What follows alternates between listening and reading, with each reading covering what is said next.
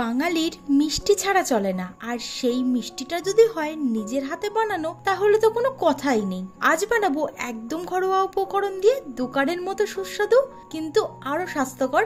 না আছে ওভেন, না আছে ঝামেলা, সাধারণ কটা উপকরণ দিয়ে আজ তৈরি করে নেব উড়িষ্যার বিখ্যাত একটি মিষ্টি ছানাপোড়া।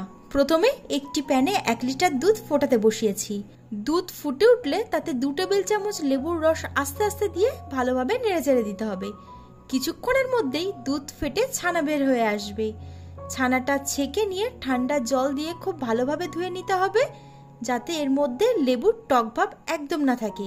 তারপর ছানাটাকে কিছুক্ষণ রেখে দিলেই এর ভিতর থেকে যে এক্সট্রা জলটা আছে সেটা ঝরে পড়ে যাবে। এবার একটা বড় বাটির মধ্যে সেই ছানাটা নিয়ে নেব।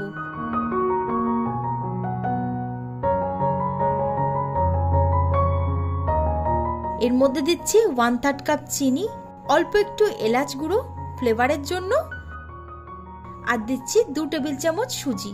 স্প্যাচুলা দিয়ে খুব ভালোভাবে এটাকে মেখে নিতে হবে।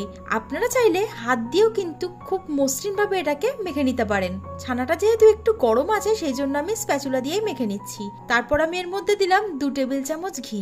ঘি দিলে কিন্তু দুর্দান্ত ফ্লেভার হবে, আর এটা ঘি দিয়েই বানাতে হবে। সমস্ত উপকরণকে খুব ভালোভাবে মেখে নেওয়ার পর এটাকে 1 ঘন্টার জন্য রেস্টে রাখবো। এতে কি হবে, চিনিটা মেল্ট হয়ে যাবে, সঙ্গে সুজিটা খুব ভালোভাবে ফুলে যাবে। 1 ঘন্টা পর এই ছানার মিশ্রণটাকে আবারও একটু ভালোভাবে নেড়েচেড়ে মিশিয়ে নিচ্ছি, আর এর মধ্যে দেব 3 টেবিল চামচ ছানা কাটা জল, আর দিয়ে দিচ্ছি কিছুটা পরিমাণ বাদাম আর কিশমিশ কুচি। এটা দিলে দুর্দান্ত লাগবে খেতে। ভালোভাবে আবারও একটু মেখে সাইডে রেখে দিলাম। এবার একটা কেক টিন নিয়েছি, তার উপর একটু ঘি ব্রাশ করে একটা বেকিং পেপার বিছিয়ে দিলাম।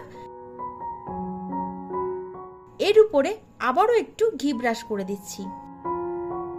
এবার এর মধ্যে ছানার যে মিশ্রণটা রেডি করে রেখেছি সেটা দিয়ে দিলাম। হালকা একটু ট্যাপ করে দিচ্ছি। এবার গ্যাসের উপর একটা বড় হাঁড়ি কিংবা একটা কড়া বসিয়ে নিন, তাতে দিন 1 কাপ লবণ। এবার লবণটাকে বেশ ভালোভাবে ছড়িয়ে দিয়ে এর উপর একটা স্ট্যান্ড দিয়ে দেবেন, বা যে কোনো একটা রিং বসিয়ে দিলেই হবে। তারপর ঢাকনা চাপা দিয়ে 10 মিনিটের জন্য প্রিহিট করে নিতে হবে। 10 মিনিট পর ঢাকনাটা সরিয়ে কেক টিনটা আস্তে আস্তে এর মধ্যে বসিয়ে দেব। তারপর লো টু মিডিয়াম ফ্লেম বা মিডিয়াম ফ্লেমে 40 থেকে 50 মিনিটের জন্য এটাকে বেক করে নিতে হবে, যতক্ষণ না উপরে একটা হালকা বাদামি কালার চলে আসছে। 50 মিনিট পর গ্যাসটা বন্ধ করে কেক টিনটাকে আমি নামিয়ে নিলাম। এটা কিন্তু 40 মিনিটের মধ্যে রেডি হয়ে যায়, তবে আরো আমি 10 মিনিট রেখে দিলাম যাতে সাইডের যে কালারটা আরেকটু ডার্ক হয়ে আসে, সেটা খেতে বেশি ভালো লাগে। এবার কেক টিনটাকে নিচে নামিয়ে সঙ্গে সঙ্গে কিন্তু এটাকে বের করা যাবে না, সম্পূর্ণ এটাকে ঠান্ডা হতে দিতে হবে। ঠান্ডা হয়ে যাবার পর একটা প্লেটের মধ্যে এই ছানা পোড়াটাকে নামিয়ে নেব। তারপর বেকিং পেপারটাকে পিছন থেকে আস্তে আস্তে তুলে নিয়ে কেকের মতো ছোট্ট ছোট্ট টুকরো করে কেটে নিতে হবে। এই ছানা পোড়ার ভেতরটা থাকবে নরম, আর বাইরের দিকটা হালকা ক্যারামেলাইজড।